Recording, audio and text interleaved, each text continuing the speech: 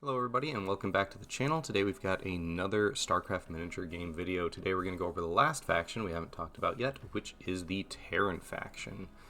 This is the most ranged damage focused faction in the game so far, and as we'll see they kind of suffer in melee because of it, but their capacity to get in and out of combat very easily, to have longer ranges and more reliable range damage than other factions is going to give them an edge in the positioning and long range portion of the game. So let's see how they can deal with the Zergan Protoss and what units they're going to bring to the table. So the first unit we're going to look at is the Marine. This is the core unit for Terran, or the first core unit for Terran at least. It comes in a unit of 6, it can be buffed up to a unit of 9 for 2 supply. It has speed 4-7, again, very average. It has evasion 5+, armor 5+. We talked about a little bit about the stats in the previous video, so I'm not going to go too deep into these. If you want to know what the various things do, you can watch the previous videos, and we'll probably go a little bit more deep in the future as the game kind of evolves and expands. But for right now, average speed, average defenses. 2 HP, it's very squishy. That's double what a Zergling has, but half of what a Zealot has. Marines are not designed to last for a very long time, but it is a pretty average stat line for 6 models. They come with a couple abilities, or at least one ability baseline. They come with the Stim Pack baseline. This unit suffers non-lethal damage 2, the unit gains buff speed 3, its C-14 rifle, and all close combat weapons gain precision 3. This costs 1 command point, and you take 2 non-lethal damage. Now the way non-lethal damage works is that damage is tracked in a pool per unit, and when your damage pool surpasses the HP of a unit, you remove 1 model. So you don't track health on a model by model basis, but you track it per unit. Non-lethal damage adds damage to the pool, but it does not remove any models when you apply it. So if you already have 1 damage on a unit of Marines and then you use Stim Pack, you technically go to 3 damage in your damage pool, but you don't remove a Marine. That does mean the next time you take 1 point of damage, 2 Marines will die, so you do kind of have to balance that out. This is very similar to how it works in the video game, where you balance damage that you're putting on yourself with Stim Pack versus the power that Stim Pack is giving you. In general, this is a really good ability though. Buff speed 3 makes them move 7-10. You usually won't get down to 1 model left, which is what the second number on speed is, but if you do have 1 Marine left, it moves 10, which is very fast. But moving 7 is really, really fast for a core unit like this, and it gains precision 3 with its rifle and close combat weapons. Precision 3 basically says, after you roll your dice to hit, you take 3 fails and you turn them into successes. It allows you to get around bad dice, so that's just generally good. The damage is a pretty big downside. The command point spending is not too bad. Like 1 command point isn't too much, but if you have multiple units of Marines and Marauders, as we'll see, also have this, if all of them are spamming Stim Pack, you will run out of command points per turn very quickly. So this will really just kind of be like, you need 1 unit of Marines to do something good. You probably won't use it on every single Marine unit every single turn. There might be some turns where you just burn all your command points specifically on Stim Packs and things to support Stim Pack, like the medic abilities that we'll talk about. But in general, Stim Pack will just kind of be a once per turn type of deal. Then we get their shooting attack. This is their C-14 rifle. It's range 12, which is good and average. It targets both air and ground, which is not that big of a deal right now, given that the only flying unit is the point defense drone, which is only sometimes something you need to worry about, but flying units will be added to the game later. It has 2 shots each, so a unit of 6 is getting 12 shots. It hits on a 3+, very average. Surge light for D3, so this is a light focused unit. It's going to be wanting to focus down Zealots and Zerglings and Adepts and stuff like that for 1 damage. So this is a pretty average weapon. This is probably what I would consider like the baseline average good shooting attack in the game. When I compare a lot of other shooting units in the game like Roaches, Hydras, Stalkers, and Adepts, the Marine is kind of what I'm comparing them to, because it is not going to table the opponent. Like 3 units of Marines is not just going to walk all over your enemy forces, but it is the average good stat line for a shooting unit. In melee, each model gets 1 dice hitting on a 5+. That's really bad. Like, you do not want these things to be in melee. If you get charged, you will shoot and fight, and sometimes the melee attack will deal the damage you need to finish things off, but don't expect Marines to be doing much in combat. Then we get the upgrades. I'm pretty sure Marines are at least tied for most upgrades in the game. They're pretty high up there. First, we've got the combat shield. This costs a command point. This unit is always eligible to make an evade roll against any close combat attack targeting it, and any damage from enemy special ability. You use this in the movement phase, and then it's just eligible for all your close combat attacks that are going to attack you this turn. Enemy special ability, occasionally there will be things that apply hit to the target. Things that just generally put out damage. This is not very common, but there are a few things that do that. I think Combat Shield's a little hard for me to recommend. 1 command point for getting an extra 5-up ward save, if you're familiar with the Warhammer term, doesn't seem super worth it to me. But on the other hand, sometimes it'll keep your Marines alive in combat and give you the chance next turn to disengage, maybe with a special ability so you can still shoot and just survive a little bit longer. Then there are a number of assault phase upgrades. The first one is the AG-12. This will upgrade 1 C-14 rifle in the unit. You see it has the specialist keyword, which means 1 model gets the upgrade. Like the C-14 rifle, the AG-12 has range 12, but this one only targets ground units. It still has 2 dice hitting on 3s, but this is Surge Armored D3. It also has long range 18. Long range 18 means that you can shoot things between 12 and 18 inches, but you will take a -1 to hit. So you'll be hitting on 4 pluses at 13 to 18 inches, or I guess like 12.1 to 18 inches. Now, because this is Surge Armored D3, it does give the Marine unit a bit of teeth against armored enemies, and it kind of makes them an all-arounder type of unit. It's a pretty cheap upgrade for what is effectively just giving you some surge capability, and the only real downside you have here is that you have 1 less gun that can shoot air. If flying meta becomes a real problem and you do need those 2 extra dice against flying units, then I could see skipping the AG-12 in certain scenarios, but most of the time you're going to want to take the AG-12. Now there's another weapon that you can upgrade. This is also specialist, so you can upgrade 1 model with the rocket launcher. I believe it could be the same unit as the AG-12, but you're really going to want to split them up because usually it's better for different models to have different abilities in situations like this. This is a 12-inch gun. It is ground only. It is 4 dice, however, hitting on 3+. There's no surge for this, and it's 1 damage. However, it has a few keywords here. It has indirect fire, which lets you shoot at something you can't see with a... I believe there's a -1 to hit. I could be wrong about that, but I do know that the target gets evade rolls. So you're going to shoot at something. It's not going to be great, but you at least can roll dice against them. It has the same long range 18 that the AG-12 has, which is nice. And it has the sidearm keyword. The sidearm keyword is important because it means you get to shoot this gun in addition to other guns that the unit has. So the model that has the rocket launcher also has a C-14 rifle, so it's getting to shoot the rifle and the rocket launcher every shooting phase. So you can think of this just as 4 extra dice in your shooting pool. And anytime you just get to roll more dice for basically no reason, that's pretty good. 40 points is somewhat expensive, but again, this is the beta. That can change in the future. I think 40 points is probably worth it, even though it is one of the more expensive upgrades. Your Marine unit needs to just roll dice at opponents and shoot things at a range. It is the shooting core unit that is kind of like the de facto shooting core unit. So I would always take probably the AG-12 and the rocket launcher. Most times I'm taking Marines. Then we have 2 non-weapon upgrades for the assault phase. First is the slug thrower. When making a ranged attack with a C-14 rifle, if the target is within 8 inches, the weapon gains anti-evade 1. This is passively when you shoot your C-14 rifle. Anti-evade 1 basically says that when your opponent rolls their evasion dice, they get a -1 to hit. So for instance, the Marines here, they have evasion 5+, they would only get it 6+. That's pretty good, especially against units that want to charge you, because you do get evasion rolls when you're in combat. So if Zerglings charge the Marines and then you shoot them with slug throwers, they're getting worse evade rolls, so you will kill more of them. That's probably worth the upgrade. However, I know I've said the last 2 upgrades are also pretty much always worth it, so this Marine unit is starting to get way more expensive than it is baseline. But still, the slug thrower is very good. So is the next weapon, or the next upgrade, the frag grenades.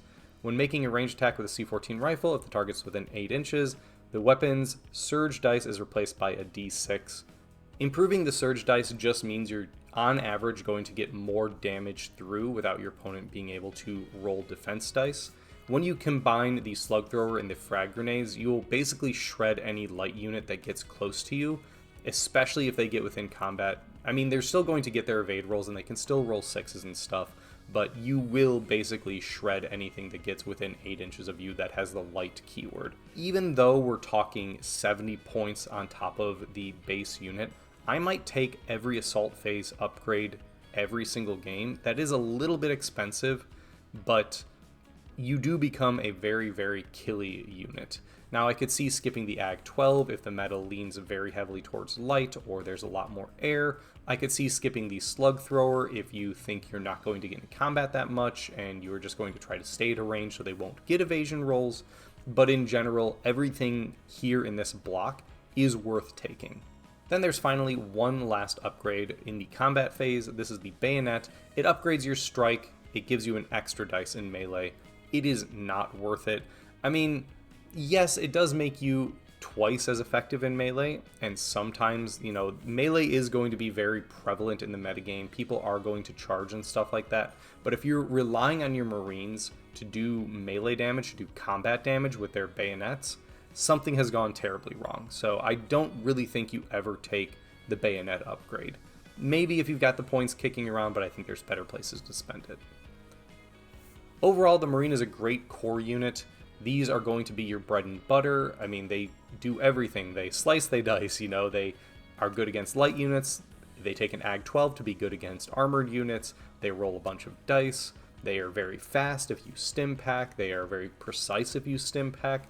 And even though they can get expensive when you throw these upgrades on, if you're taking just a base unit of Marines, they're pretty cheap actually. So I think Marines are great, and they are a good core building block for the Terran faction. The other core unit for Terran, at least here on release, is the Marauder unit. These come in a squad of 2. They can be buffed up to a squad of 4 for 2 supply. They have 4/7 speed, again very average. They have 6-up evasion, which is not great, but armor 4, which is quite good, and 5 HP, more than double what a Marine has. Now, obviously, there's less of them in the unit, so this is only 10 HP for the total unit as opposed to the Marine's 12 HP, but that better armor save usually helps out with that as well. And just being able to die slower is better and combos very well with medics, as we'll see in a little bit. They also have the same stim pack upgrade as Marines. It's very similar with one small distinction. It's also one command point. It also gives you non-lethal damage 2, which is great when you have more HP. It also gives you buff speed 3, however it only gives you precision 2 instead of precision 3 on the Marines. This is because the Marauders roll less dice, so it kind of makes sense that they're not going to just be able to auto-hit all their stuff. Precision 2 is still good. I mean, their guns are good, as we'll see in a second. Their weapon is the Quad K12. It is also range 12, so good range. It only targets ground, which makes sense. That's the way it works in the video game. There are 3 shots each hitting on 3s, so a unit of 2 is getting 6 shots of these. They're Surge Armored D3, so these are your armored killers. They only deal 1 damage, but they have Pierce Armored 2, which means against armored units, they're dealing 2 damage instead of 1, which means those 6 shots can effectively deal 12 damage against armored units specifically. And when you have Stim Pack up to get Precision 2, 6 shots hitting on 3s average, you're only missing 2, which Stim Pack means you should average hit everything. That's pretty darn good. I mean, you should tear through most armored units, or at least chunk them down till there's only a few left, or only a few wounds left, and then you can sweep up and finish up with Marines or something like that. The Quad K12 is a great gun against armored units. Obviously, if the game leans air in the future, they're going to be a little bit difficult to play, but there will always be ground units and there will always be armored units, at least some. There's also a reaction here in the assault phase. When an enemy declares a charge against a friendly unit within 8 inches, that enemy gains debuff speed 3. So for 1 command point, you can cut down your opponent's speed by 3 inches. Now remember, the average speed in the game is 4. Now faster units are somewhere between 6 and 8, like those faster units like Stalkers. But Zerglings are baseline 4. Yes, they will have creep bonus. Yes, they will usually have some other sort of speed bonus. But when you can cut them down from 4 plus d6 for their charge distance to 1 plus d6, they will actually fail a good number of charges. So I think the Marauder's Concussive Shell, it's not going to be something you use all the time because sometimes your opponent is just too close and they're going to make the charge regardless of whether you use this or not. But you can really discourage your opponent from making those long-range charges or those like middle-range charges that are not guaranteed by just throwing out Concussive Shells and making their charge d6 roll very, very risky. I don't think you're going to use this every game. Obviously, against shooting factions, it doesn't really do anything. But I think there will definitely be games against specifically Zealots, which don't really have massive speed or speed buffs. The Concussive Shells will kind of get you there. And finally, in the combat phase, they get 2 dice hitting on 4+. It's not great, especially when there's only 2 in the model. Again, just like the Marines, just like basically everything in the Terran list, as we'll see, this is not a faction that wants to be in melee. This is the shooting faction. It is what they do. They want to be as far away from the opponent as possible. So yeah, try not to get your Marauders in range if you can help it. There are only 3 upgrades here as opposed to the Marines. 2 of them are passives. First is Veteran of Tarsonis. While this unit is within 3 inches of a mission marker, improve its armor characteristic by 1. So when you're standing on a token, they are armor 3+. That's very hard to kill. The only things with armor 3+ in the game we've seen so far are roaches, and roaches are notoriously difficult to kill, and they don't have as good of shooting as Marauders. So a unit of Marauders kind of sitting on an objective are going to be super hard to shift. And kind of in that vein, the other upgrade, Kinetic Foam, increases the unit's hit point characteristic by 1, bringing them to 6 HP each. This is an interesting upgrade because that 1 HP, going from 5 to 6 is kind of a funny breakpoint. Because most weapons in the game are damage 1, that 1 HP will save you a lot of time. But if you're going against things like Hydras or Stalkers or other Marauders, which are going to deal 2 damage to this unit, going from 5 to 6 HP doesn't really do anything. It doesn't change the breakpoint. It's still going to be 3 shots to kill a Marauder. So I think this will somewhat depend on how the meta plays out and your personal feelings on the sort of situations your Marauders are going to get in. A lot of the times the Kinetic Foam is going to be very much worthwhile, but there will be times where you just go, oh, he did 8 damage to me, and it didn't really matter if I had that extra wound, or, you know, they had a 2 damage attack, and it didn't matter if I had that extra wound. So this one's kind of a personal choice, I think. I think Veteran of Tarsonis is probably always worthwhile. Kinetic Foam, I think, is good, but if I'm strapped for points and I need to cut some upgrades, that's probably one of the first upgrades I'm going to cut. And finally, we get the Assault phase upgrade of Laser Targeting Systems. This unit's quad K12 weapon gains long range 16. Again, this just lets you shoot between 12 and 16 inches at a minus. Anytime you can shoot when you normally wouldn't be able to is good. I don't know if it's worth the point upgrade because, again, much like Kinetic Foam, you're going to have to find these places where you can spend minerals versus save minerals, but long range is good. It's a solid upgrade. I don't know if I'll always take it, especially because the game does seem very close quarter. There's a lot of melee. There's a lot of stuff running onto objectives right now, so I don't think there's going to be many situations where you're just always going to be out of range, but there will probably be a turn or 2 per game where this will let you get a shot or 2 off. In general, I think Laser Targeting System, a little bit like Kinetic Foam, it's good if you want to take it. I'm not always going to take it, but I will at least always consider it. So that's the Marauder. This is the other core unit. Marine Marauder is a great combo. Marines are your all-arounders. They're really focused on shredding light, but they also can deal some damage to armored. And then you have the Marauders, which are really focused on armored and have some debuffs for enemy charging via those concussive shells. I think Marauders are going to find a very strong niche because a lot of armored units in the game are really good right now. Like Stalkers are very good. I personally think Roaches are very good. I think we're going to see how that shakes out. The other main thing is that the 2 structures that we've seen so far, that is the Omega Worm for Zerg and the Pylon for Protoss, are armored keyword. So two units of Marauders, especially if you're going to use Stimpack or like a unit of Marauders and a unit of Marines with an Ag 12, they will destroy a pylon very, very quickly. And then you don't have to worry about your opponent warping things in, or they will kill that Omega Worm really quickly. And you don't have to worry about the creep or your opponent bringing in extra Zerglings very close to your lines. I think Marauders specifically will find a niche in the current metagame dealing with structures and those kind of annoying fast armored units. So Marauders are great. I think you have two really good core units here in the Terran faction. Next we come to the support unit for Terran. This is the Medic, a very iconic unit, especially from Brood War. Their stat line is basically the same as Marines, speed 4-7, evasion 5+, armor 5+, 2 HP, exactly the same as Marines, but they are a unit of 3, so they are much, much squishier. However, this is a unit that is effectively a caster unit, so it lives and dies by its abilities, and it has some very, very good abilities. First, we have life support. Once per round, when another friendly biological unit suffers damage within 4 inches, reduce the total damage before allocation by 1 for each model in this unit that is within 4 inches of the damaged unit.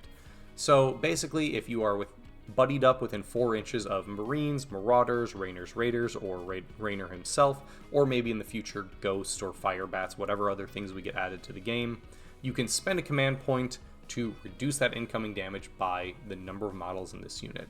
So you're going to try to keep the medics as alive as possible, and then reduce all incoming damage by 3. Now you can only use this once per turn, but that's a very good once per turn for a command point. It's going to keep your Marines alive, it's going to keep your Marauders alive, and Jim is a very good hero, and you're going to want to keep him alive as well. Now, the very important thing to note here is that this does not have a cap. Other defensive abilities will say things like reduce damage by 2 to a minimum of 1. That's like Diul from Protoss. This doesn't have any such restriction. So if they deal 3 damage to you and you have 3 medics nearby, you will take 0 damage. That's really, really powerful. And it does mean that your bio units will be much more durable than they have any right being. The other ability you can use in any phase is an active. For 1 command point, you can select a friendly biological unit within 8 inches, remove all debuffs from that unit. There's not that many debuffs in the game right now. There are some good ones, but there's not that many debuffs. So you won't always be using this. It's nice to have. It's good that it's baseline and you don't have to buy it as an upgrade. In the future, if we see more debuff units, like maybe if we see Infestors or Defilers come in, I mean, Ghost will probably have debuffs. We might see some on the High Templar, depends on what abilities they give it. This will probably gain value as debuffs get added to the game. The important thing to note here is that it's all debuffs, so if your opponent throws 3 debuffs on your unit of Marines, you can just get rid of all of them with 1 command point. So Restoration is a very powerful ability, but there will be plenty of games that are just slugfests, and you won't even worry about Restoration at all. Then in the movement phase, we have some specific abilities here. So Med Pack, select another friendly bio unit within 4 inches, resolve the heal X effect for the targeted unit, where X is the number of models in this unit that are within 4 of the target unit. This is basically the heal version of life support.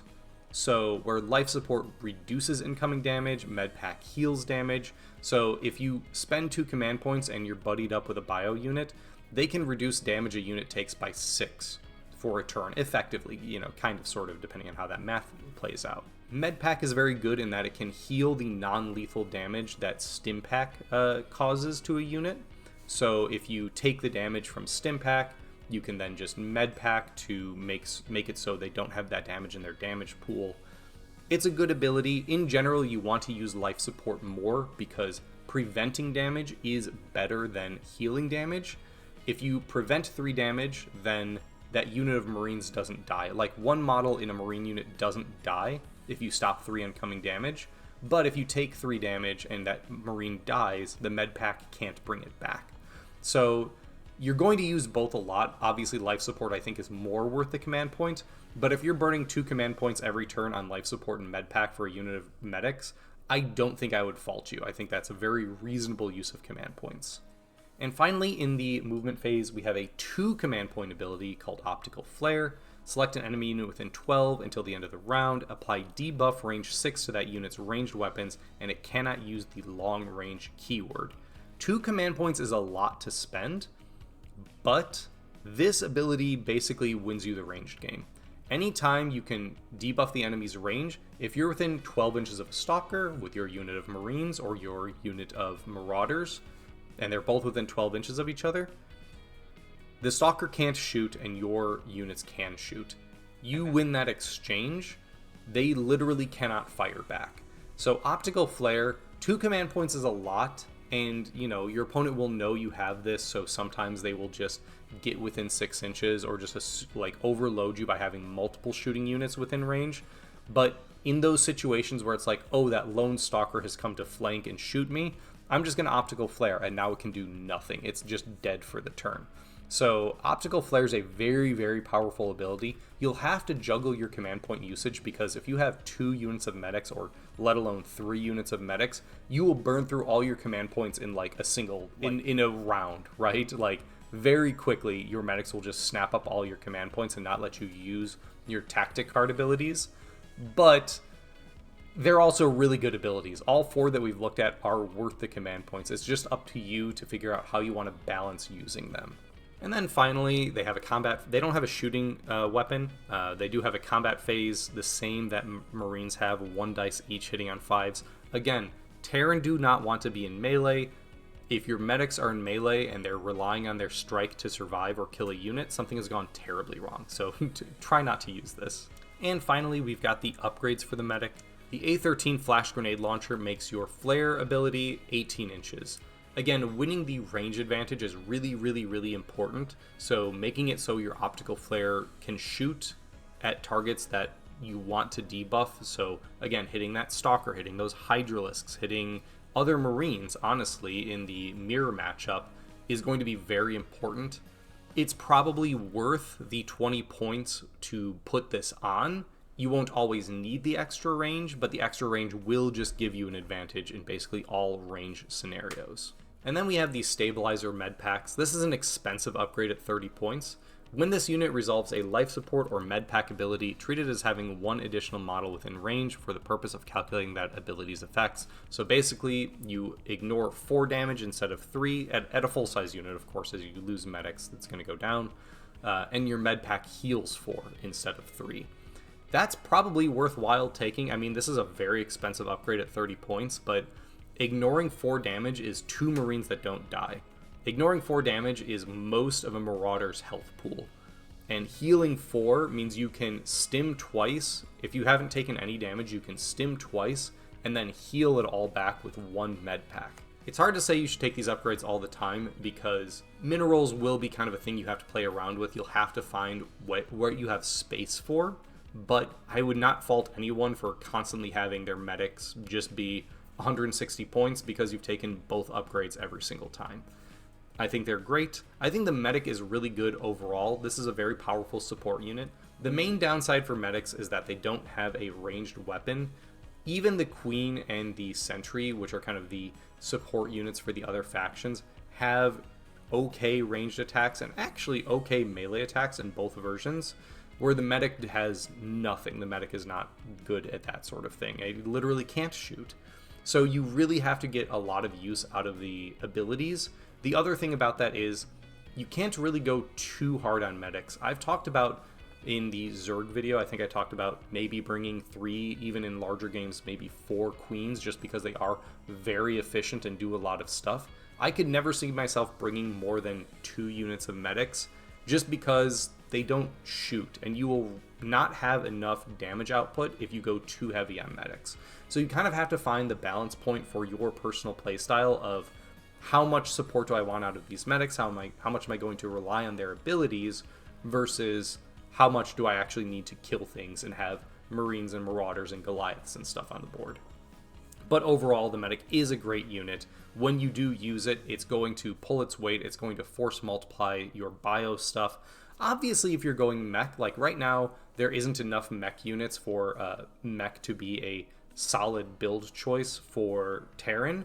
But, in the future, if we get siege tanks and vultures and hellbats and whatever else, you won't see a lot of medic use. But right now, because of the units that are in the game, it's very bio-focused, so medics are going to be very, very important. The final unit for Terran that is not specific to a faction is the Goliath. This fills the elite role. It's the only thing currently in the elite role other than a faction-specific unit, so this will be taking up that slot in the army builder. It's speed 7, which is very fast. It has no evasion, but it has 4+ armor, very good, and has 12 HP. I'm pretty sure that's the highest in the game. It's at least higher than the Nidus Worm and the Pylon. Maybe the Stalker, when you take into account shields, is as high, but it's a lot. It's a lot of wounds that the opponent has to chew through. Size 3 only has really right now to do with line of sight as well as stepping on force fields, but the main thing here is that this is a 2 supply unit. It's only ever 1 model, obviously, but at 2 supply that means it is almost always good at holding and contesting objectives. Every other unit, not every other unit, but most other units start at 1 supply and you have to buy up to the double size to go to 2 supply, and a lot of units degrade to 0 supply when they've lost enough models. The Goliath, until you take away the last HP, the Goliath is 2 supply and therefore will usually always have an advantage when it comes to holding objectives. So Goliaths are going to be forward operating pieces, and I think that's going to be very, very important to their role in this game. In the movement phase, we have the Target Lock ability. Now, Target Lock, you select an enemy unit within 12. Whenever a friendly Goliath unit targets that enemy with an autocannon, that weapon gains Surge Light, Armored, and Surge Dice D3+1 for 1 command point. The autocannon is an okay weapon. It's less accurate, but higher number of dice. So getting Surge Dice, D3+1, means that on average, most of your hits are being surged. And because it's light armored, you're surging against almost everything in the game. I think there's only shockingly few units that aren't either light or armored.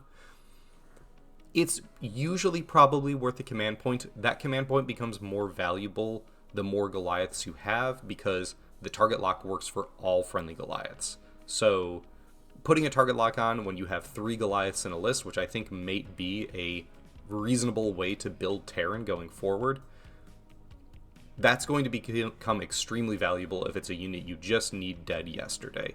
So yeah, target lock, it's a good ability. You won't always be using it just because your command points are usually better used on medics and stuff like that, but it is a pretty good ability and you'll find yourself using it often. The Goliath comes with 3 ranged weapons it can use in the assault phase. This is definitely the shooting faction, and I believe this is the most weapons a single unit can get outside of fully upgraded Marines. The autocannon is range 12, only targets ground. It gets 9 dice, which is a lot. I mean, this is a single model unit, but it's a lot of dice. They only hit on 4s though, which is not great, and baseline does not have any surge. Now, obviously we talked about target lock giving it surge, so for 1 CP, this becomes a pretty killer ability. 9 dice hitting on 4s means you're averaging 4 or 5 dice, and Surge D3+1 means you're average surging through 3 of those. You're doing a lot of damage, and if your dice are hot, you can just roll 9 4+s and completely shred through a unit. So the autocannon's a good base weapon. It's also long range 18, so you can occasionally get a bit of a range advantage on a lot of things in the game. Not many guns are above range 12. And usually if they are above range 12, it's only with the long range keyword, at which point you're getting an advantage anyway because you're just rolling more dice. So that's good. Then it has 2 sidearm weapons. The sidearm weapon says that you can shoot it in addition to a weapon that doesn't have sidearm. Now, I don't know if this means that you can shoot the autocannon and both the machine gun and the Hellfire missiles, or you have to do autocannon and just pick one. Either way, you're rolling a lot of dice. The Goliath is putting out more range damage than I think any other single unit does if it rolls hot. And here's one of the things that really enables that. So the underbelly machine gun, it's only range 8, which is a bit short, but again, you're speed 7 on a big beastly thing, so you're going to get places. It only targets ground again, which is fine. There's no flying in the game just yet. 6 dice, hitting on 3s. That's already a lot and very accurate. Surge Light D3, so these things are killing Zerglings and Zealots and Marines very quickly. For 1 damage, that's fine. And then it has Pinpoint, which allows it to shoot into combat. So if Zerglings charge your unit of Marines or Medics, the Goliath can shoot at them, which most units cannot, or you usually have to spend resources to enable. But the underbelly machine gun can just do it baseline. Now, because the unit is in melee, it's within engagement range, it will get its evasion roll, but that's okay. You're still being able to make shooting attacks that you wouldn't be able to otherwise. And with Surge Light D3, I believe that bypasses evasion, unless I've read that wrong, and you're going to do a lot of damage to things that want to be into combat anyway. So, 2 guns already very good. The final weapon is the Hellfire Missiles, range 16, very long range, but only targets flying. Now, at this point on release, with the very first models that comes out, there are no flying units, and they've said that flying units will come down the pipeline in a future release. For right now, this doesn't actually do anything, except maybe against point defense drones, I think might have flying keyword, but that's literally it. Though we'll talk about it real quick. It's 6 dice hitting on 3s, so still good. Surge Light D3, that's fine. I assume at least some flyers will be light if we get Phoenixes or Mutalisks. 1 damage, fine. Anti-evade 1. We'll probably see a lot of evasion on flying units, so that'll probably be good. Again, I'm kind of speculating here. And it has the sidearm keyword. I don't think we could talk about this that much, but it seems like Goliaths will be good at taking down flying units when we eventually see them. Remains to be seen. Then 2 passive abilities in the assault phase. Indomitable means that while engaged, this unit may target and be targeted by non-engaged enemies. In both cases, the unit resolving the defense roll gains an evade roll. So if you get charged by a unit of Zerglings, you can still look out and shoot at a different unit of Zerglings, or at Kerrigan. Now, the unit you're shooting will get their evade roll, which does make sense because this is the only instance of a unit in combat being able to shoot out of combat. But, I mean, again, even if they're getting their evade roll, any dice you're rolling are dice you wouldn't be able to roll normally. So it's a good passive to have. It makes the Goliath really hard to lock down and just a constant threat to anything it wants to be a threat to. Devastating Charge is impact hits for the Goliath. So if you are charging with the Goliath, you get 4 dice hitting on 3+. Now that's good, but if you are charging, you are not shooting. And I think the Goliath wants to be shooting. You might charge into combat if you need to reach an objective. Again, like we said, these are very good objective contesters, so sometimes just foregoing your shooting to charge in, get your impact hits, and hopefully take an objective away from the opponent, that might just be the correct call sometimes, and in which case Devastating Charge is going to help a lot, but you won't be using it that much, because usually you'll be shooting stuff. And then speaking of combat, in the combat phase, they get a 4 dice attack, which is pretty good, but they hit on 5s, which is not very good. No surge, no keywords, 1 damage. Like most of the Terran faction, the Goliath does not want to be in combat. It is not designed for it. It really wants to be shooting. If you need to be in combat, 4 dice is fine, but you just don't want to be relying on it. Overall, very solid so far. Now we have 3 upgrades available. Firstly, you can get the Ares class targeting system. The unit's autocannon and underbelly machine gun gain precision 1. This is a passive that for 20 points just makes your 2 guns that you're going to be hopefully shooting every turn, makes them more accurate. You will probably take this every single time you take a Goliath. Finally, we have 2 missile upgrades, 2 different types of missile that can target ground units. The first is the Scatter Missile. This gives you range 24, the longest in the game. Only targets ground units, gives you 6 dice, but those 6 dice only hit on 5s. So you're mostly just kind of hoping and praying here. They are Surge Light D3, which is nice, gives you another target of Surge Light, just like the underbelly machine gun. 1 damage, indirect fire, so you can shoot these out of line of sight. Again, very nice. This retains the sidearm keyword that the Hellfire missiles have, but it gains the locked in keyword. Now, locked in says that if the unit you're targeting has not moved this turn, so it didn't move, run, charge, or anything like that, it just held in place, which sometimes units do, or they, the turn that they come in, if they use a ability like Dropship or Warp Gate, they will have counted as not moved. They will just have ended their activation after deployment. In those cases, you get 6 extra dice. So now this becomes 24-inch range, 12 dice. It's still hitting on 5s, which isn't great, but that's a lot of dice, and sometimes your dice go hot. Sometimes you just roll 5 pluses. So Scatter Missiles is the long-range kind of utility option. It's also the cheaper option because this is 30 points currently. Again, the beta might change things. But for 50 points, you can take the Haywire missiles.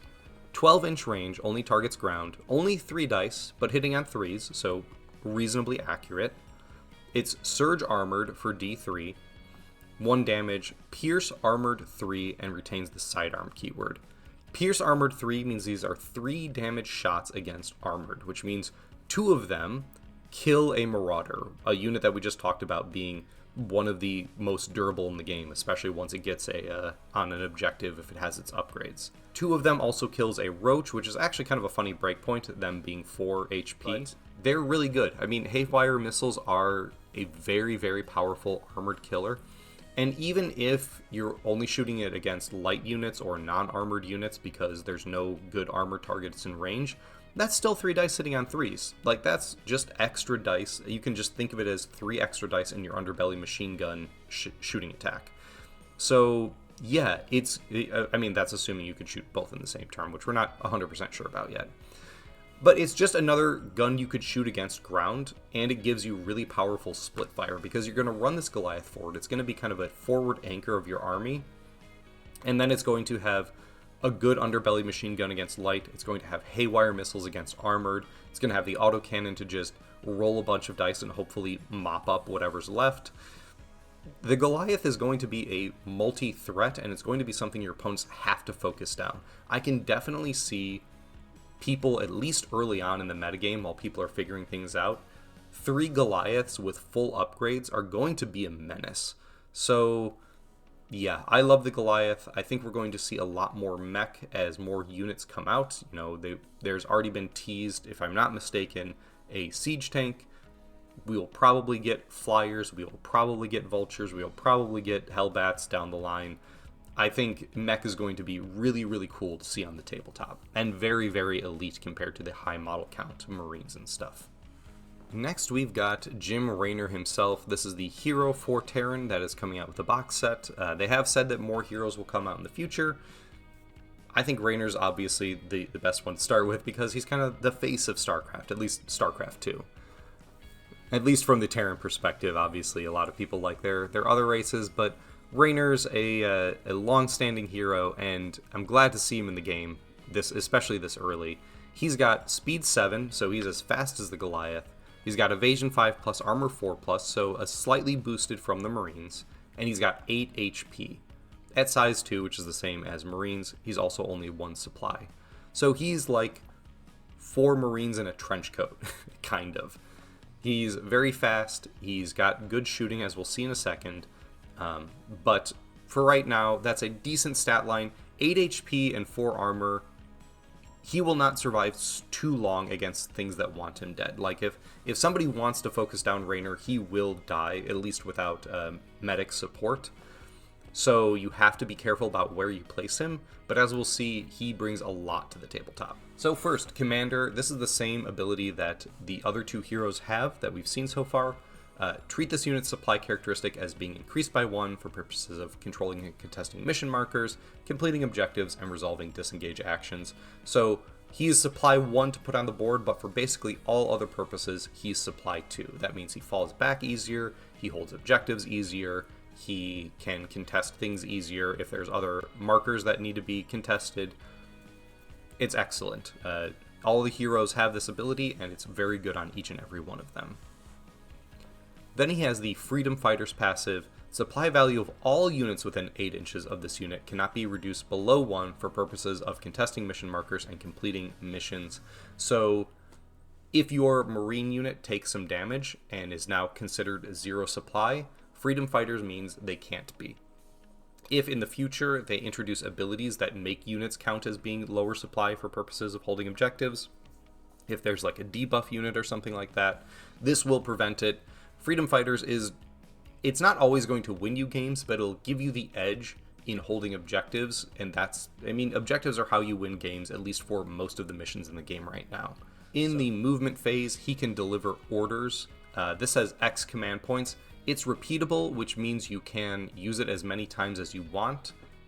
each time you have to choose one of the following effects. So the first effect, for 1 CP, you can give a unit's first used weapon critical hit 2. Usually this will be a ranged weapon.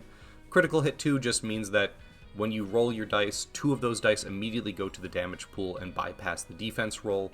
So it just makes you better at killing things. You already have ways to boost your damage with precision, with piercing on both the Goliath and the Marauders. So you already have a way to deal a lot of damage. This just makes units better at dealing damage. So if there's an enemy you need dead and you have a Marine unit that's just lined up to kill it, this just makes it a little bit more likely that it'll happen for 1 CP, so that's great. You can also spend 1 CP to say, until the end of the round, the unit ignores the penalty when performing a disengage action. So again, usually disengage is how you get out of combat.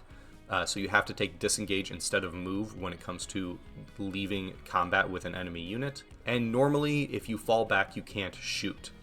But this allows you to perform a disengage action and still shoot your weapon in the subsequent phase.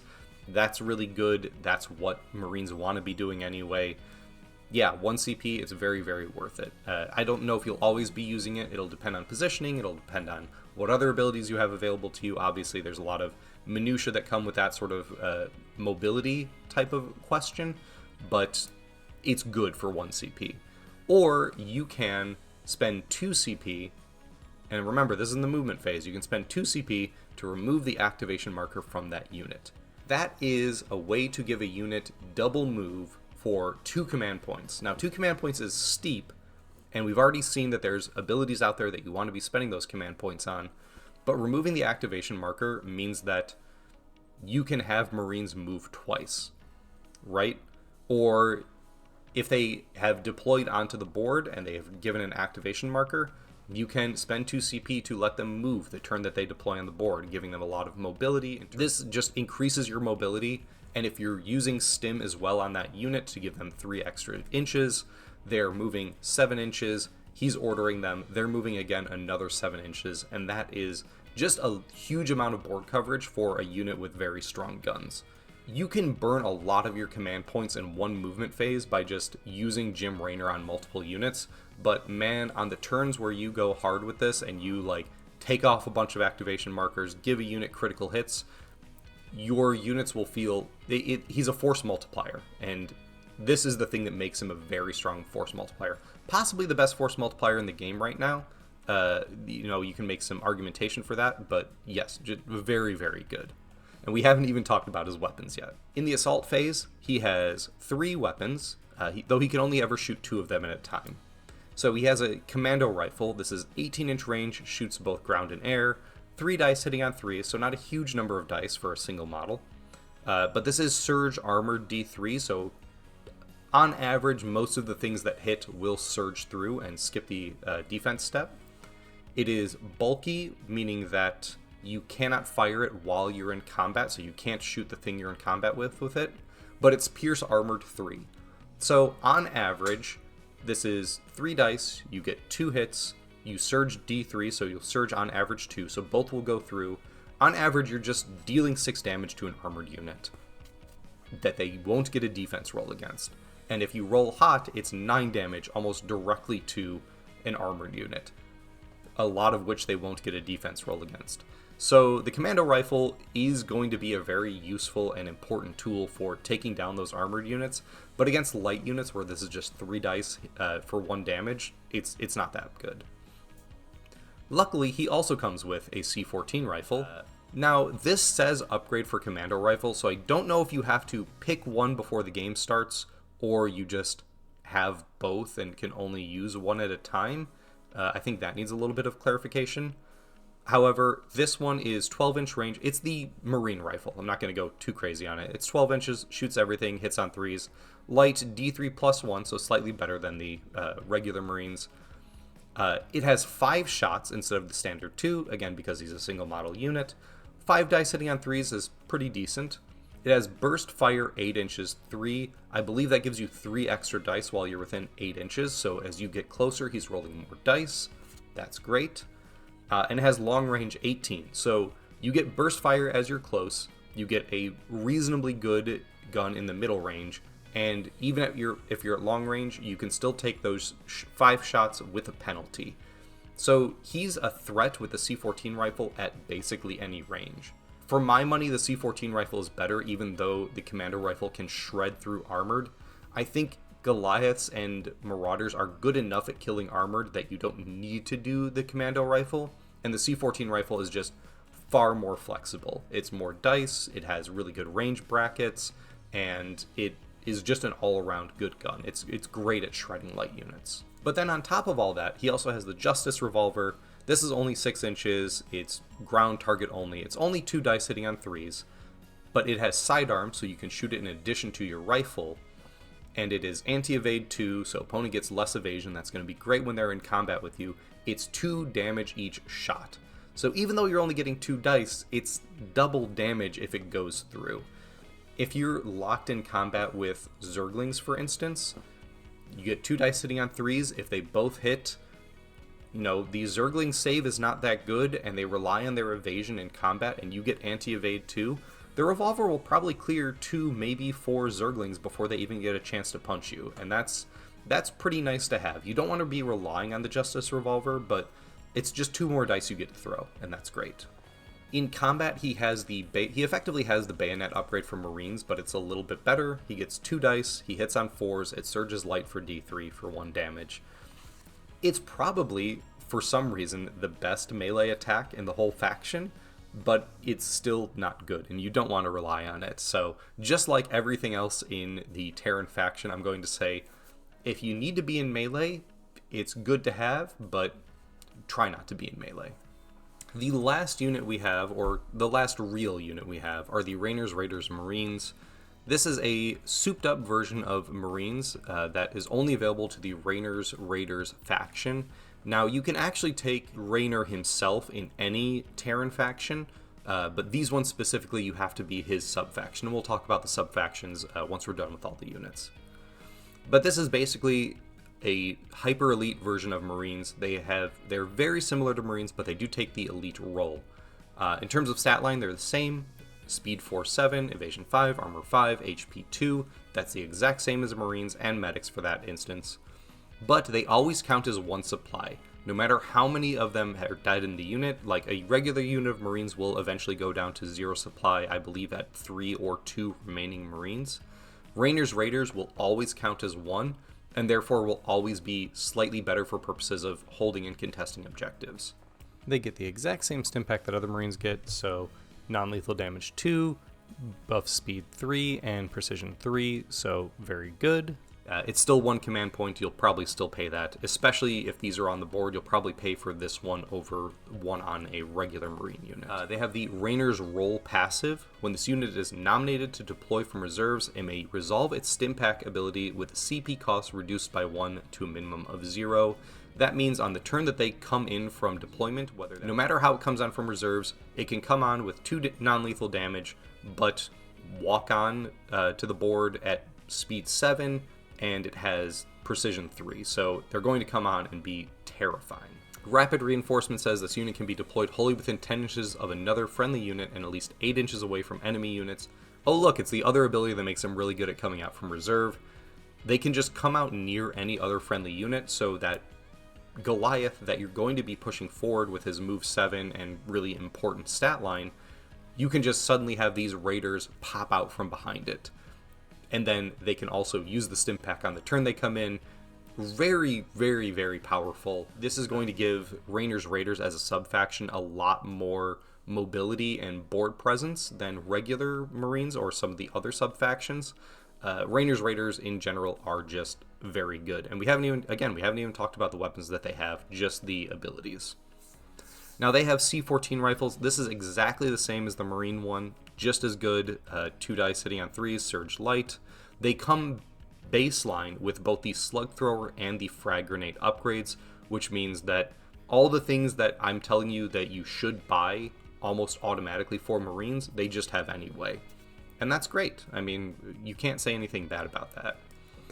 In the combat phase, they have come baseline with a bayonet upgrade. It's just 2 dice hitting on 5s, so that extra dice is fine. Again, same Terran disclaimer, do not get these guys into combat if you can help it, but if they have to be in combat, I guess they're at least better than Marines and regular Marines and medics. They have no upgrades because they are kind of a more specific unit. Now, these do not have the unique tag, which means that if you're playing the Raynor's Raider sub-faction, all of your Marines can be Raynor's Raiders. They will take the elite role instead of the core role. They don't get certain things that the Marines get, but you would have to be pretty hard-pressed to not upgrade a regular unit of Marines to Raynor's Raiders if you have the elite slot open and you have the points around. They're really, really a solid upgrade to a regular unit of Marines. Now, they're no more durable. They're not any more durable. So if the opponent wants them dead, they're dead. But because you have rapid reinforcements and Raiders roll, they will always come in and do more on the turn they come in than regular Marines. And I think that alone just makes them more viable, or at least just as viable. I don't think anything is necessarily better or worse at this point in the metagame. We're still kind of figuring everything out, but I think the Raiders are a solid option. Now, the last thing to talk about is a unit that's not really a unit. This is the Point Defense Drone. This is put down as part of the Raynor's Raiders sub-faction, and we'll talk about it when we get to the card. For right now, you should just know that it has 6 up evasion, 6 up armor, and 3 HP, so it is made of paper and will explode if anything looks at it funny, but opponents do still have to dedicate attacks to it. It's not something you can just take off the board like a creep tumor. Like creep tumors, you just take off the board by walking on them. You have to actually roll some dice against the Point Defense Drone, and sometimes that soaking of damage is important. It has the abilities, talk about structure and timed life first because they're pretty basic. Structure just means it can't perform actions, it just kind of hangs out, it can't control mission markers, but it is still a unit, it still does have a model and exists on the board. It has time life, which says at the end of the round it's removed, so every turn you have to put it down, but as we'll see, the point defense laser and the utility that comes from it are very good. I should also note that this is a flying unit, and probably the only flying unit in the game right now, so things like Zerglings can't attack it at all, Zealots can't attack it at all, Roaches can't attack it at all. Despite having a ranged attack, Roaches can only attack ground.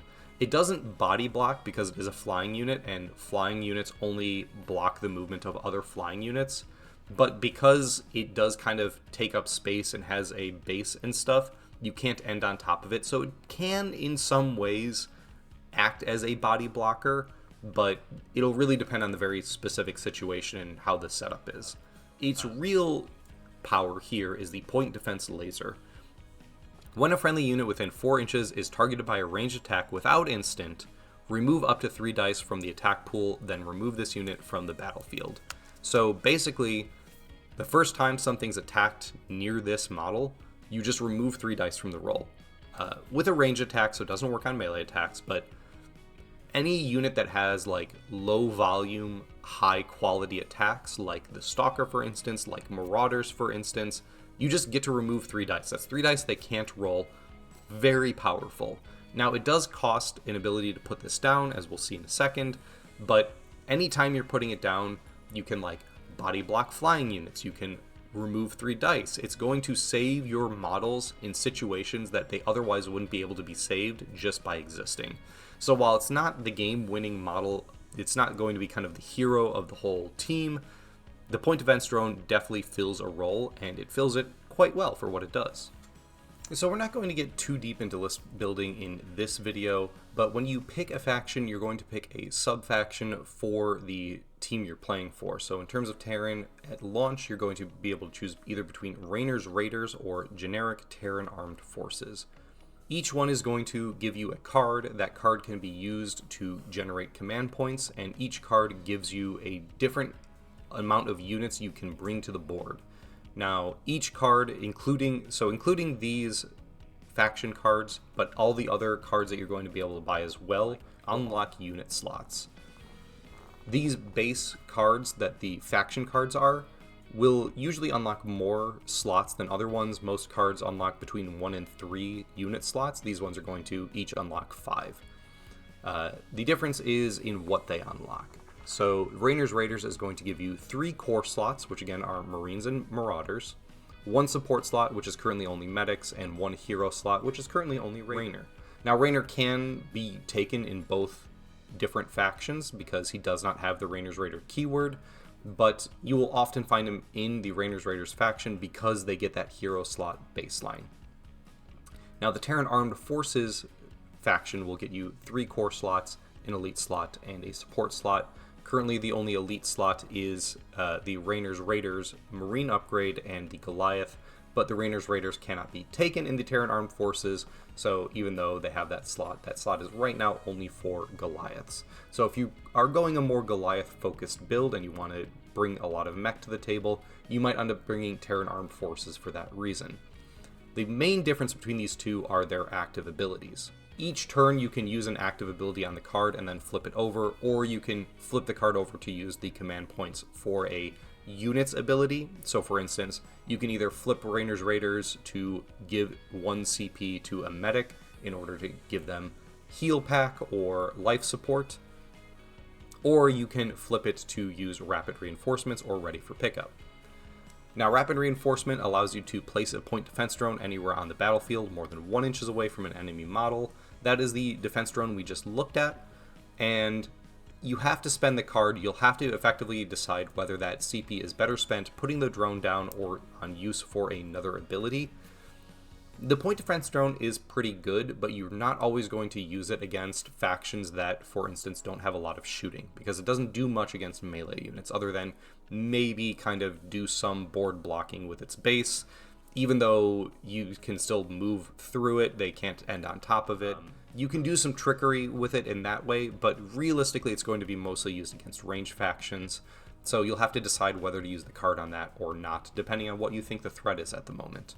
The other active ability is a once per game. This is called Ready for Pickup. In the movement phase, you can pick a unit, or rather it's the unit that is currently being activated.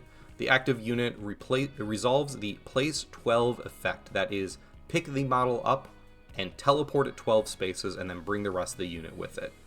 That's probably one of the best reposition abilities in the game right now. Again, this is very early on in the game, we're going to see stuff added, but once per game, teleport 12. When the skirmish board is 3 foot by 3 foot, a 12-inch teleport is most of the board. You can just take it and move it almost anywhere.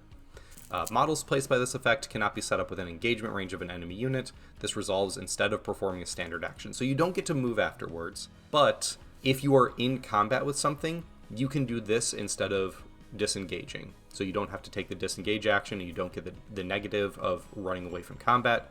You can use it to jump over walls, for instance. You can use it to get onto high ground, which is very important in this game. 12 inches is such a massive distance, especially for a faction that is ranged focused. You can put basically any gun you want in range of any unit you want for the use of 1 card. That's why it's once per game. If you could use this every turn, it would be broken. It probably is still worth taking Raynor's Raiders as a faction specifically for this, because it is that good. Now, Raynor's Raiders faction also does get you access to those Marines, and they are great targets. The Raynor's Raider Marines, that is, are a great target for Ready for Pickup to teleport around the board and show up anywhere and use stim and kind of like shred stuff. So yeah, this is a good sub-faction, but it's not the only sub-faction. The Terran Armed Forces gives you Tactical Retreat and Advanced Optics. These are both active abilities, so they will require you to flip the card. It also gives you 1 command point, the same as Raynor's Raiders. The first one is in the movement phase. You can use this. The active unit ignores the disengage penalty for the remainder of the round. This is basically what Raynor's ability does, except you can use it on any unit no matter where they are on the board. That's pretty darn good. Just being able to fall back and shoot, get away from those melee units, take away their evasion roll by getting out of combat with them and still shooting them. You will be using that quite often. It is a very powerful mobility tool. In the assault phase, you can also use this card for Advanced Optics, which says the active biological unit may select an engaged enemy unit as the target of a ranged attack. This way, you can shoot into combat with your Marines or your Marauders, and in the future, other biological units like perhaps Ghosts or Fire Bats. That's something that most units can't do. Again, anytime you can kind of ignore a core mechanic of the game, it's very powerful. So advanced optics giving you the ability to shoot in combat. Yes, they're going to get the evasion roll. Yes, it might not be the best target, but it is something you can do that most factions can't do. And so you're going to find use for both of these actives. While I would say ready for pickup as a singular ability is infinitely stronger than either of these, over the course of a 4, 5, 6 turn game, you're going to get more use out of the Terran Armed Forces card because these abilities are just always generally good. Now, I don't think either of these factions is better than the other. I think it's going to come down to whether you really like the point defense drone, whether you like that once per game really powerful ready for pickup, and whether you want to bring the Raiders over regular Marines. Those are some options that you get, and they will come down to how you want to play the game. If you want Raynor, there are ways to get other hero slots, but the Raynor's Raiders does give it to you baseline and does kind of free up your other card choices, whereas the opposite for Goliaths, if you want to go more Goliath focused, Terran Armed Forces gives you that elite slot to slap in a Goliath, or maybe in the future whatever other elite cards there are. So both of these are good picks. I probably am going to end up playing Armed Forces a lot, even though I really like the Raynor's Raiders, but I think that you can't go wrong picking either one of these. Now, for those of you watching the video, yes, this is a Ghost Academy and not a regular Academy, but I'm playing Starcraft 2 and I didn't want to mess around too much to try to get the Academy to show up, so we're going to talk about the Academy card. Now, the Academy gives you a support slot, which right now is just medics, but medics are good, so having another way to get that extra army slot is good. It also gives you the advanced training reaction when a friendly support unit activates a special ability. So right now when a medic activates ability, resolve its special ability with a CP cost reduced by 1. Don't exhaust this card. This is extremely powerful because it's basically 1 free command point every turn. Now, the Academy is relatively cheap, at least currently. Of course, that can change as the beta moves on or as the game itself moves on. And it is not unique, so you can take multiple of these. I don't know how often you're going to need that many support slots, but every time you take one, it is a free command point. So if you are playing your list very ability heavy and you do want to spam out medic spells all the time, or if you want to in the future, I believe I'm going to take a wild guess here and say that ghosts are going to be in the support slot and they will also be able to use this advanced training. So depending on how your list builds out and how many abilities you want to resolve, the Academy's great, but it doesn't provide any combat or mobility bonus as well, so there is a plus and minus to that. Other cards are going to give you more combat oriented stuff. I think 2 Academies is a very reasonable purchase for most lists, but I could see taking only 1 or even none if you want to really be focused on making your shooting better or your durability better. Now, there are 2 ways to take barracks in this game. You can either take the barracks card, which is repeatable and is cheaper, or you can take the barracks proxy card, which is you can only take 1 of in a list and is more expensive. They both have some similarities. Now, the barracks only gives you 1 command point when you exhaust it, while the proxy barracks gives you 2 command points. They both give you 2 core slots, which is Marines and Marauders. They both have the Go, Go, Go ability. In the movement phase, you can use the card to activate a biological unit and perform a 2-inch move action. Does not count towards its action limit. This basically just gives you 2 inches of extra movement, no matter, for nothing. That can get you into combat, that can get you over a hill or into a choke point. 2 inches of extra movement is quite nice. I don't know if you're going to be using it over burning this card to do stim, for instance, or any other number of other abilities. It is nice to have, though. It is a little bit of movement, and you do get the 2 core slots. Now, the proxy barracks also comes with Armed and Ready that says, in the movement phase, the active biological unit deploys from any table edge that is not a player's entry edge. This action must end more than 10 inches away from any enemy model. You cannot use this ability if another friendly biological unit has already deployed this round, so the first bio unit that deploys each round can come in from the proxy, which basically allows them to outflank an opponent. That's pretty good. Again, it's a non-player's entry edge board edge, which means you're a little bit more limited in where those choices are. but it is more than just walking in from your own home edge. It's very useful. It gives you flexibility in deployment. It gives you flanking options, and is just kind of nice generally. It is not once per game, so you can use this to just constantly bring your reinforcements in from different table edges, but there are also other ways to move things around the board. We already saw Raynor's Raiders ready for pickup, and there are a few others out there as well. Now, the other way you can bring a barracks is via the Tech Lab option. The Tech Lab is both unique and quite expensive, but like the Proxy Barracks, it gives you a 2 command point flip ability. It gives you an elite slot, which gives you the ability to bring in more Goliaths, which is funny because this is a barracks, or more Raynor's Raiders if you are the Raynor's Raider sub-faction. It still has the Go Go Go ability, but it also has the active Let's Have a Blast in the assault phase. The active biological unit's first used range weapon gains anti-evade 1. Now, anti-evade 1, we talked about this when we talked about the marine upgrades. It is useful because when you're shooting into combat with the thing that you're in combat with, or you're shooting out of line of sight, or the opponent just has an ability that allows them to make an evade roll, reducing that evade roll by 1 is generally very good. But I think it's less generally useful. It's something that's going to come up less often than, for instance, the outflanking from the proxy barracks or some of the other abilities you're going to see. So it's a nice one to have. I don't know if I would spend 40 points to have this. It does give you a little bit more of a flexible build because it gives you that elite slot, but I do think the regular barracks is a little bit more tempting to me than this, and the proxy barracks as well. The next option we have is the dropship. This also gives you a support and it gives you 1 command point. This is a more expensive option, but as you'll see, the effects are very powerful. So first, in the movement phase, you can use Strap In. The active unengaged ground unit is placed in reserves instead of performing an action. So instead of moving on a turn, you can just use the dropship and take a unit off the board. Now, why you would want to take a unit off the board really depends, because sometimes you're going to want to juggle around your supply on the board. Any supply you take off the board means that you can bring new supply onto the board. Maybe you want to replace a unit with a different unit for countering purposes or mobility purposes. It can get a unit that's cornered, kind of out of dodge. Maybe you've run into the enemy backfield, done a thing, and now you need to leave. Strap In will save that unit rather than let it die.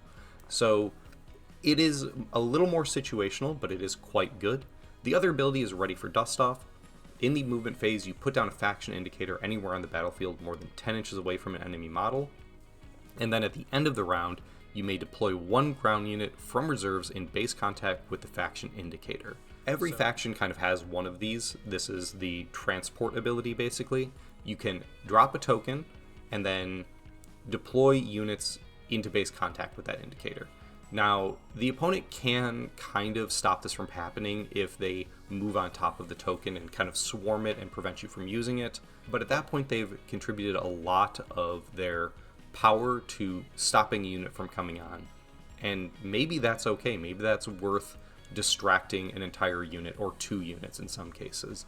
But a lot of the time, you're going to be able to set this up in such a way that your opponent can't stop it. And in those situations, bringing on a unit almost anywhere on the board, I mean, yes, there is this 10-inch radius kind of restriction on it, but often it can be brought in behind enemy lines, into middle field, onto an objective that nobody's contesting yet.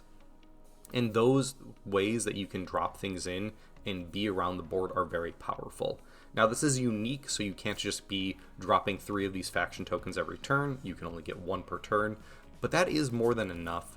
And especially because this is any ground unit, it's not specifically bio, you can just drop a Goliath in the middle of the opponent's backline or like into a corner of the board where they didn't think a Goliath was going to be. And that can be very, very, very powerful. You'll just have to be good at using this and good at juggling your reserves to make the best use out of it. So Dropship is a great card, but be smart when you use it.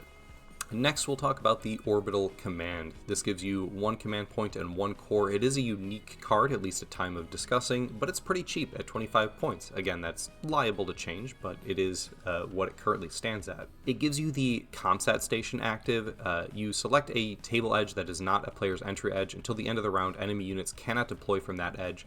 This is, I think, one of the only abilities in the game that stops your opponent from choosing where to bring their reinforcements in from.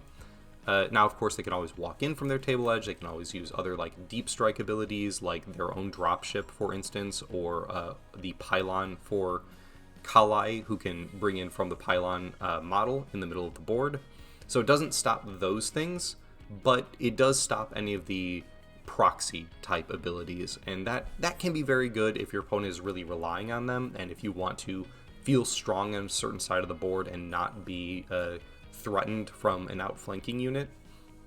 Comsat Station can be good. I think you won't use it in a lot of instances, but when you do use it, it'll be pretty powerful. The other ability here is Scanner Sweep. Place a faction indicator anywhere on the battlefield. While within 6 inches of the indicator, enemy units lose the hidden keyword. Right now, hidden is, I believe, just Stalkers sometimes, and Zerg units with Burrow.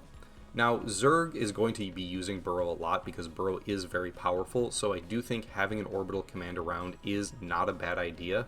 But again, just like Comsat Station, it's very situational, so a lot of times you won't be using this in a game because you're facing Terran, who have no hidden units, or you're facing Protoss, and even though they have Stalkers, they haven't used the ability to hide them. So sometimes you won't use either of these abilities, at which point you can still use it for command points for your medics or for Raynor, for whatever else you want to be using it on.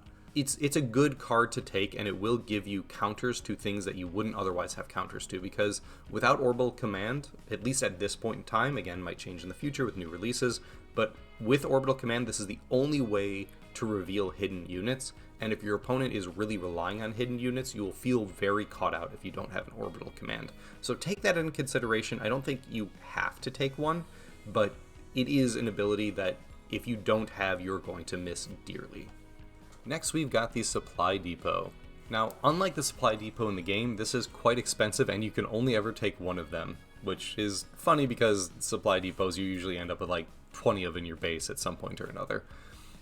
Now, it does give you a lot of army slots. This gives you Elite, Core, and Hero, so it's a way to take Raynor in the Terran Armed Forces if you're not taking the Raynors card for that hero slot. It's, in general, quite nice to just have that many slots for one card. It really frees up your list building, and you have to worry a little bit less about other cards to take for those slots. So it's great in that front. The ability is additional supply depots. Active in the movement phase, the active unit's supply value is improved by 1 for purposes of controlling and contesting objectives and completing missions. This card will probably be in most decks for this ability. It's really hard to talk about because both the Medic's abilities and Raynor's abilities are very good and require CP, but also a lot of the abilities on these cards are very good and require you to use the card. So you're going to be doing a lot of juggling of your resources to make sure you're using the right thing at the right time. But improving your supply value by 1 for holding objectives that's how you win games. You win games by holding objectives. And a unit of Marines, especially a buffed up unit of Marines, if you take them at the larger size at 9 models, they'll be 2 supply, and then you can use this to make them 3. And there's really not much else in the game that can beat that unless they have an ability like this of their own. So, and again, this gives an elite slot, and Goliath is 2 supply. Use this. It is 3 supply at any health remaining. It can take basically any objective away from anyone you are trying to take objectives away from. So this helps you win the objective game, which is kind of what you want to be doing with Terran anyway. They want to be doing a lot of positioning, locking down spots. You know, Marauders want to be sitting on objectives for that extra armor boost. There's a lot that these guys get from playing the objective game over just the straight up killing game, and this is just another kind of force multiplier to that end. So supply depots are great. I probably am going to include a supply depot as a first card in almost every Terran list I build. Next, we've got the Factory. Not unsurprisingly, this is a great card if you are going mech.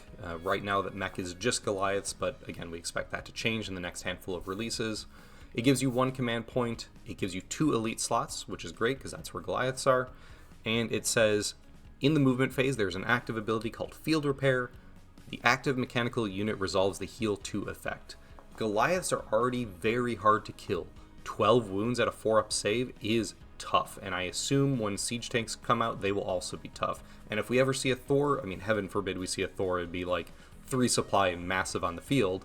But if we ever see a Thor, that's mechanical, and it's going to be very tough as well. Mechanical unit resolving heal 2 just makes them even harder to kill. You're just taking 2 damage out of the damage pool.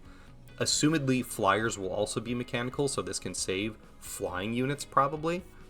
This card is very, very good. You can run multiple of these in the deck. I don't know if I would, but at least if you are going mech, you want at least one of these. I mean, obviously it gives you the elite slot, kind of enables you to play mech, at least at this point in time, but man, you're going to want that factory. Speaking of mech, we also have the Armory building. This is also not a unique building. It costs 30 Vespine at point of writing. Again, not going to super worry about that, but it is a little bit on the cheaper side. It also gives you an elite slot, so this is another mech building. You can either use the reaction vehicle plating, says use before a mechanical unit makes an armor roll against tough 1 for this roll. Tough 1 just says when you make your armor roll, you can take 1 dice in this case, and turn one fail into 1 success. So it just makes you better at saving things for mechanical units.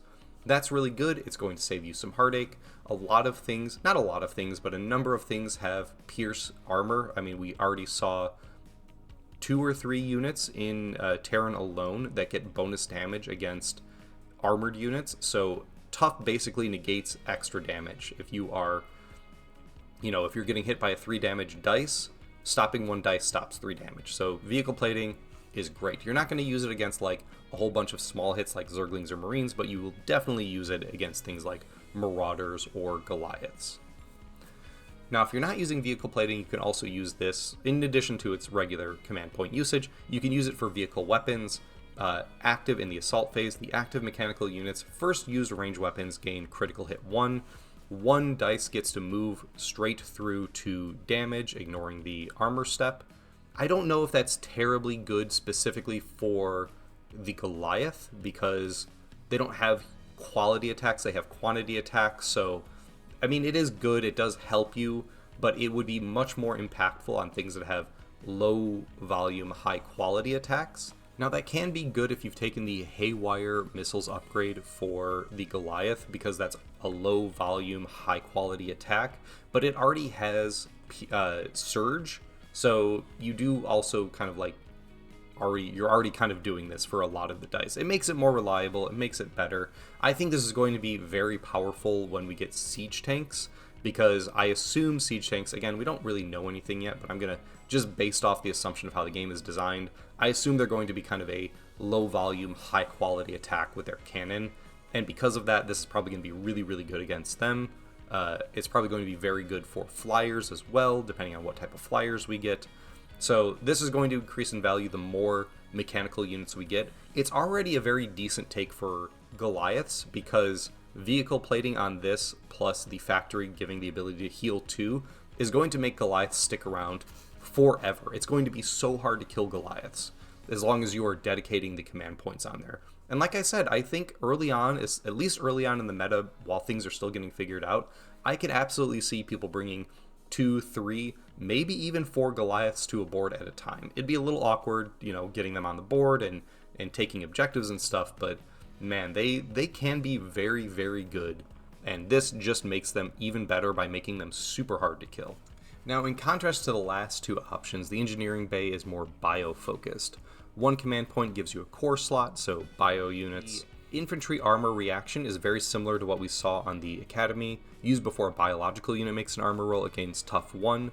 The nice thing about this, and I didn't really talk about it in the last card, is that you use this before you make the armor roll, which means you can see what your opponent rolls first, you can see how many dice they've rolled, how many dice you expect to pass. You can make the calculation in your head, is this tough 1 going to save me? Is it going to help me? Do I need that extra 1 save that I really want to guarantee? And then you can make that decision at that time. It's not something you have to invest in beforehand. So that automatically makes infantry armor quite good for keeping around a Marauder when you need it, but it's any biological unit, so Raynor's Raiders, Raynor himself, Marines, maybe, or medics, maybe you want to keep a medic alive when it otherwise would die. Infantry armor is just generally pretty good, and you will probably use it a lot if you are running a bio list.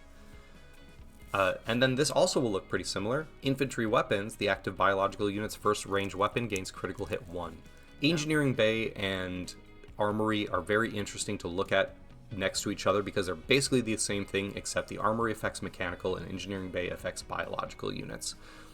The more you lean into one type of unit over the other, the more you're going to spam these cards. But I could see bringing both, one of each, into a list to just kind of be like, okay, I am a combined arms list.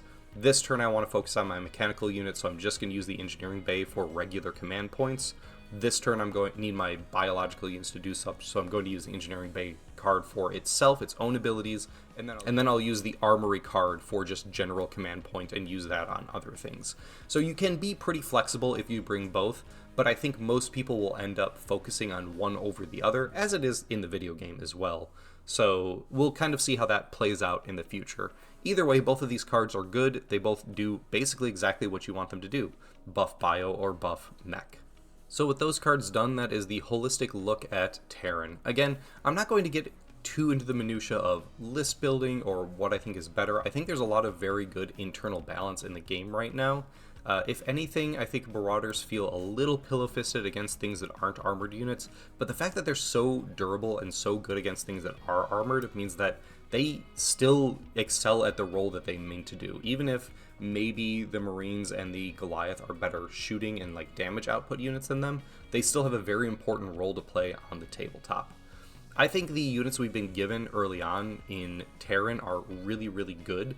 I think you can make a couple very solid different lists out of it, but I do feel very excited for the things that we're going to see in the future.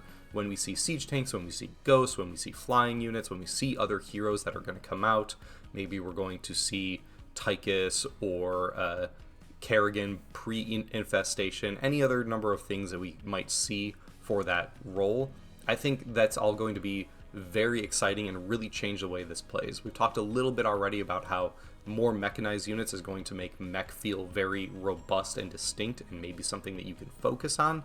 But bio play is already very good. There's a lot of repositioning abilities. They're very good at ranged output. The main downside of Terran is that when things get into melee with them, they're going to suffer a little bit just due to melee giving extra defensive bonuses through evade and those attacks being much better for other units than they are for Terran. Again, every Terran unit's melee attack is basically please try not to use this as much as you can. And so if you can keep these guys separated, if you can keep them at long range, if you can make sure that you are winning the range debate all the time, either by using fallback options or place options or just using your guns in the right pattern, that's going to make or break how Terran feel. But overall, I think they are doing a really good job so far because all three races, all three factions feel unique and powerful in their own way. So overall, I think the Terran faction feels really fun. I personally am going to be going Terran Armed Forces and will probably invest in, like I said, 2, maybe even 3 Goliaths. I think Goliaths are really good and I think they're going to perform really well on the tabletop. But I also very much expect to see people running heavy Marine medic Marauder builds or builds heavily around Raynor using his force multiplication abilities to make everything feel stronger. So I think it's awesome that both options right now are really powerful. I think all the faction tactic cards are going to be viable in one option or another, and I really can't wait to see what comes next. So if you have any thoughts about the Terran faction or the game in general, please leave some comments down below. I will try to respond to them, and I'm just really excited for StarCraft, and I hope you are too. So I will see you in the next video, whatever that might be, and please, as always, stay cozy.